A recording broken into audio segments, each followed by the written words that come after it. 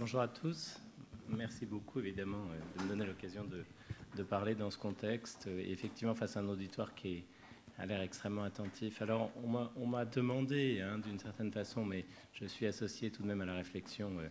qui anime le comité d'éthique, mais ce titre n'est pas tout à fait de moi. Je trouve que c'est un bon titre. D'abord parce qu'effectivement, il peut nous faire penser à un certain nombre de choses avec la perspective de les appréhender sur un mode psychiatrique, et je vais vous expliquer en quelques minutes ce que je veux dire par là. Et puis un bon titre parce que je trouve qu'il s'articule bien avec l'introduction que nous avons eue par Madame Debru. Elle nous parlait d'ignorance tout à l'heure, et en effet, je pense que s'agissant de la fin de vie, une question se pose tout à fait de savoir ce qu'on pourrait à la fin en savoir. Et finalement, ce titre, qui laisse comme ça juste une alternative, me paraît être un bon titre au sens où il paraît pouvoir justement donner l'occasion d'être récusé d'une certaine façon. Évidemment, la fin de vie du malade d'Alzheimer, ça peut être d'abord une maladie somatique, quelle qu'elle soit, et puis ça peut être aussi probablement encore autre chose que cette alternative qui vous est présentée là, mais j'espère que tout cela vous apparaîtra au fur et à mesure de ce que je vous dirai. Alors, quoi qu'il en soit, c'est toujours intéressant de parler du syndrome de glissement parce que c'est un terme qui est assez souvent employé en gériatrie. Et il faut quand même que je vous rappelle exactement ce que les gériatres entendent par ce terme-là. Alors, c'est, on le sait, effectivement un tableau de repli complet, et j'insiste beaucoup dans la question du repli sur le fait que ce sont des patients qui ne parlent pas. Ce point est extrêmement important. Ce sont des patients qui se replient effectivement sur eux-mêmes, qui ne mangent plus, qui évidemment ne se soucient plus du quotidien de l'institution en général dans laquelle ils sont, mais ce sont aussi, et ce point est important encore une fois, des gens qui ne parlent pas, c'est-à-dire des gens pour lesquels toute forme de sollicitation verbale déclenche en général une attitude soit d'indifférence, soit parfois d'opposition. Et je vous dirais même d'emblée qu'il me semble qu'une attitude d'indifférence est encore plus préoccupante qu'une attitude d'opposition, parce qu'une attitude d'opposition, ça parle, d'une certaine façon. Deuxième point très important, ce sont des gens, ou plutôt le syndrome de glissement est un syndrome qui évolue en deux temps, séparé par une période de latence. Ce qui veut dire quoi? Ça veut dire qu'en général, typiquement, par exemple, ce sont des patients qui ont eu une pneumopathie ou une petite, un petit ou un problème somatique quelconque. Et puis, la famille s'est mobilisée, le médecin est venu, etc. Les choses se sont améliorées. Et puis, après quelques temps, d'un seul coup, c'est la catastrophe, c'est le repli complet. Et on arrive dans cette situation de cachexie dont je vous parlais à l'instant. Ce qui veut dire, en fait, que cette évolution en deux phases est absolument, d'une certaine manière, caractéristique et doit aller avec le syndrome de glissement et doit être, d'une certaine façon, recherchée, bien entendu, par toute personne qui prononcerait ou qui se dirait « Tiens, voilà quelqu'un qui passe par un syndrome de glissement ». Et ça veut dire aussi quoi? Ça veut dire qu'on a peut-être une hypothèse pour comprendre de quoi il s'agit, c'est-à-dire que assez volontiers, ce sont des patients finalement qui ont eu pendant un certain temps l'espoir ou le sentiment d'être particulièrement entourés par un entourage justement attentif. Et puis en général, vous savez comment ça se passe? Une fois que toute la famille s'est mobilisée à l'occasion d'un épisode intercurrent, tout le monde repart dans son coin, tout le monde fait ce qu'il a à faire de son côté, et finalement ces patients se retrouvent à ce moment-là dans une encore plus grande solitude. Alors je ne dis pas évidemment que c'est cette solitude qui va développer ou qui est à l'origine, qui est la cause, mais en tout cas, elle détermine les circonstances incontestablement. Bon, le traitement, évidemment, vous savez qu'il est sans, pour l'instant, codification, mais je vous dirai quand même un élément dans quelques minutes. Alors, de ce syndrome de glissement, sémiologiquement décrit à ce qu'on peut en dire au plan de sa caractérisation, il faut que vous sachiez bien sûr que c'est un syndrome qui a été à la fois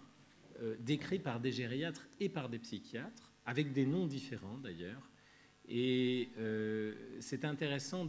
d'avoir en tête effectivement qu'il y a deux spécialités complètement différentes qui se sont appropriées, si je puis dire, ou qui ont cherché à décrire ce syndrome. Plus récemment, je ne l'ai pas noté sur cette diapositive, mais j'y pensais ce matin en venant, il y a aussi Pierre Charazac, qui est à Lyon, avec lequel je discutais de ces questions-là, et qui me disait, moi je crois que le syndrome de glissement, ça ne concerne pas le patient, ça concerne les soignants qui sentent que le patient leur glisse entre les mains, voyez-vous, qui sentent que quelque chose comme ça leur échappe. Alors, les données anglo-saxonnes, comme d'habitude, vous savez que ce n'est pas tout à fait pareil, que les Anglais ne parlent pas tout à fait, ou les Américains ne parlent pas, ou les Nord-Américains ne parlent pas tout à fait de la même chose que nous. Et quand on fait la littérature, vous voyez, on voit diverses choses. Mais ce qui est sûr, en tout cas, c'est que, et c'est pour ça que je vous parlais de psychiatrie tout à l'heure, pour nous, ce qui est difficile et ce qui est important, c'est de différencier ces états, ces syndromes de glissement, d'états régressifs aigus, sur lesquels je reviendrai peut-être, et de syndromes mélancoliformes. Et sans doute est-ce que les organisateurs de cette journée ont eu en tête, quand ils voulaient me faire parler de fatigue de vivre, vous voyez, de ces syndromes mélancoliformes. Et vous voyez, on voit là déjà, d'après ce que je vous disais, qu'il y a effectivement sans doute encore d'autres termes que cette fatigue de vivre ou ces syndromes, encore une fois, mélancoliformes, que ces syndromes dépressifs, que ces syndromes de glissement. Il y a par exemple les états régressifs, et puis il y a peut-être aussi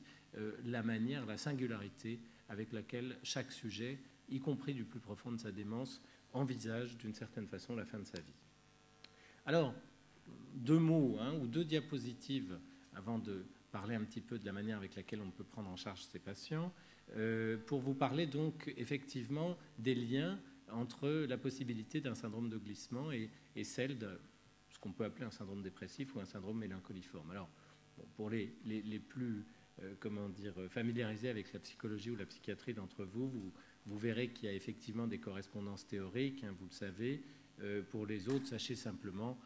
qu'il y a effectivement, quand on essaye de se représenter théoriquement, d'écrire quelque chose sur le sujet, certains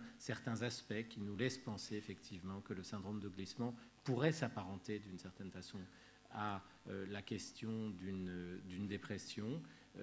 parce que, il y a cette dimension de repli dont on a déjà parlé, parce qu'il y a souvent, je vous en faisais allusion tout à l'heure, la possibilité d'un déclenchement traumatique. Et puis il y a aussi évidemment autre chose, c'est que on sait que le dépressif et notamment le mélancolique a un désir de mort très très intense, alors que typiquement le patient qui glisse, lui, il n'a pas de désir de mort au sens où il n'en dit rien. Et finalement, c'est ça qui est curieux, c'est que tout en lui se comporte comme quelque chose qui se retire d'une certaine façon, mais en même temps, il n'y a pas, voyez-vous, cette opposition active d'une certaine façon, cette dimension de refus, si je puis dire, de l'existence et même du désir. Et ce point est très très important, non seulement pour un point théorique, mais même dans la prise en charge, parce qu'évidemment, comment être en contact avec un patient qui de toute façon commence par signifier d'une manière immanente, si je puis dire, que précisément il est absolument indifférent à la question du contact. Ce n'est pas quelqu'un qui dit la vie ne vaut pas la peine d'être vécue, c'est quelqu'un qui se retire complètement. Alors, bon, il y a des points épidémiologiques, des affaires de réponse aux antidépresseurs, autant vous dire que c'est pas, bon, l'épidémiologie c'est toujours intéressant, mais c'est pas avec des antidépresseurs qu'on règle la fin de vie d'un patient qui est dans cette situation-là. Mais ça peut parfois, je dirais, être un médiateur éventuellement pour soulager, pour aider, pour donner le sentiment à la famille ou parfois à des équipes soignantes qu'on est quand même préoccupé d'une dimension de souffrance psychique. Alors derrière la question de la souffrance psychique, évidemment, il y a la question de la douleur morale, si je puis dire. Et s'agissant de la douleur, là aussi, il y a déjà eu beaucoup de réflexions avec le comité d'éthique, mais s'agissant de la douleur, là aussi, on est un peu ennuyé, vous le savez bien, finalement, dans nos pratiques, parce que, toute chose égale par ailleurs, on se dit parfois que, au fond, l'alternative pour un patient qui est tout à fait en fin de vie et sans beaucoup de représentation psychique, c'est parfois entre une espèce d'atonie et d'indifférence absolue au monde et la douleur. Et moi, je sais que je suis très très frappé de voir que finalement, on donne systématiquement, bien sûr qu'il faut être très attentif à ce que les patients ne meurent pas dans d'atroces douleurs et même à la douleur en fin de vie, mais je suis très très impressionné de voir que finalement, on ne se pose pas la question, alors qu'il y a un certain nombre de patients qui peut-être, dans leur logique, préféreraient la douleur à aucun sentiment ou à une espèce je dirais, d'impression tout à fait de dépersonnalisation de quelque chose qui ne leur appartient plus du tout. Enfin, je pense que la question peut être posée. Je ne dis pas qu'il faut y répondre systématiquement comme ça. Alors, ceci étant dit, tout ça pour vous dire qu'évidemment, à partir du moment où on peut considérer qu'il y a comme ça quelque chose qui soit est lié,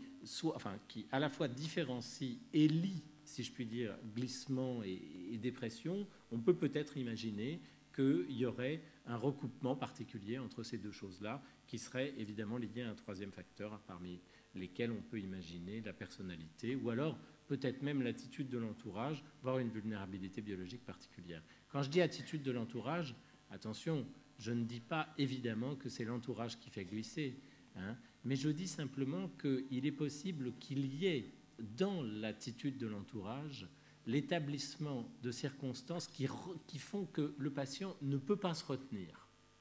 voyez-vous, au moment où il glisse.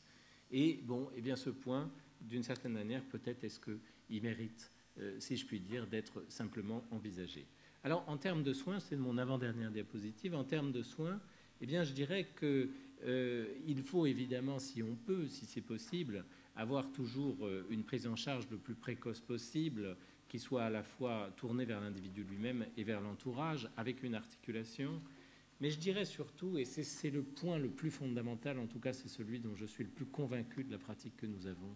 qu'il nous faut absolument et impérativement continuer de parler à ces patients. C'est absolument essentiel. Et quand je dis qu'il faut continuer de leur parler, je dirais qu'il faut même continuer de se parler avec eux. Il faut dire aux équipes que s'il y a quelque chose qui ne va pas, s'il y a quelque chose qui est difficile, s'ils ont du mal à parler, vous êtes tous sans doute les uns et les autres, déjà aller voir quelqu'un de très proche, un mourant à son chevet, hein, quelqu'un de très proche. Vous savez combien c'est difficile de parler à un mourant. Et vous savez combien c'est parfois plus facile quand on est deux, de se parler tout doucement, par-dessus le lit, de s'évoquer des petites choses quotidiennes, de se dire des choses qui à la fois nous concernent et concernent éventuellement le patient. Bref, de maintenir le patient dans une espèce de forme d'humanité. Parce que finalement, le langage, c'est l'humanité. Et l'humanité, notre humanité d'homme, c'est bien entendu notre capacité à nous parler les uns avec les autres. Au fond, c'est ce point qui est le plus important, cette possibilité qu'il y a, regardez, ils se parlent tous les deux aussi, cette possibilité qu'il y a, hein, d'une certaine façon, et c'est pour notre bien, cette possibilité qu'il y a de se parler entre nous, les uns et les autres, autour de ce patient, croyez-moi, elle est absolument essentielle, parce qu'encore une fois, elle donne au patient le sentiment qu'il est là, qu'il y est encore pour quelque chose dans notre monde. Alors de là, eh bien, on peut déduire évidemment la nécessité du travail institutionnel avec ces points fondamentaux que vous connaissez aussi probablement et auxquels il ne faut pas, je dirais, s'empêcher de penser, notamment le fait évidemment de ce que parfois ces situations génèrent une rivalité terrible entre les équipes pour une raison toute simple, ou au sein des équipes pour une raison toute simple, c'est que parfois évidemment il y a une forme de révolte, hein, derrière cette absence, derrière cette disparition ou ce glissement qu'on ne peut pas rattraper, révolte des patients, révolte de l'entourage plutôt, et révolte de l'entourage projetée sur l'équipe, hein, projetée sur les équipes soignantes qui prennent tout à fait de plein front, si je puis dire, de temps en temps, des espèces d'attitudes soit clivantes, soit agressives, soit simplement excessivement excitantes ou enjôlantes, bref, des choses qui sont parfois très difficiles et qu'il convient de réguler.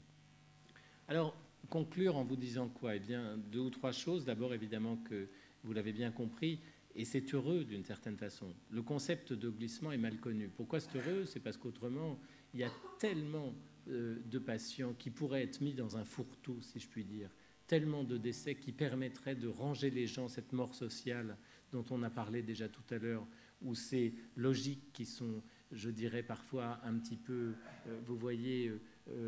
comment dire, ordinarisées, hein, contrairement à ce que nous racontait M. Minot, qui nous disait effectivement l'importance qu'il y a justement à essayer de développer des logiques un peu spécifiques. Eh bien, c'est vrai que le danger, hein, de parler de syndrome de glissement, c'est finalement, et on l'entend très souvent en gériatrie, c'est finalement que tout le monde s'entende pour dire « oh, bah, il glisse », et puis que d'une certaine façon, quelque chose comme ça puisse être laissé, abandonné, puisse justement, effectivement, nous glisser des doigts.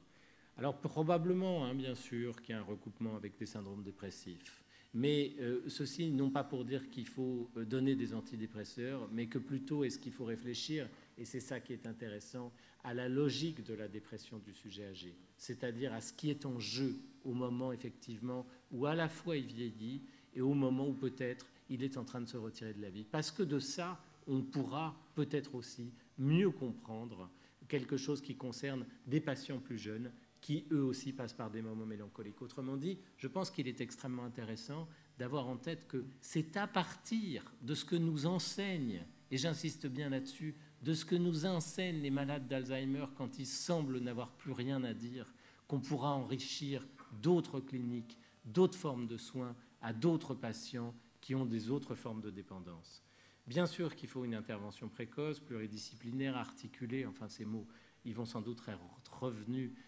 ou revenir très fréquemment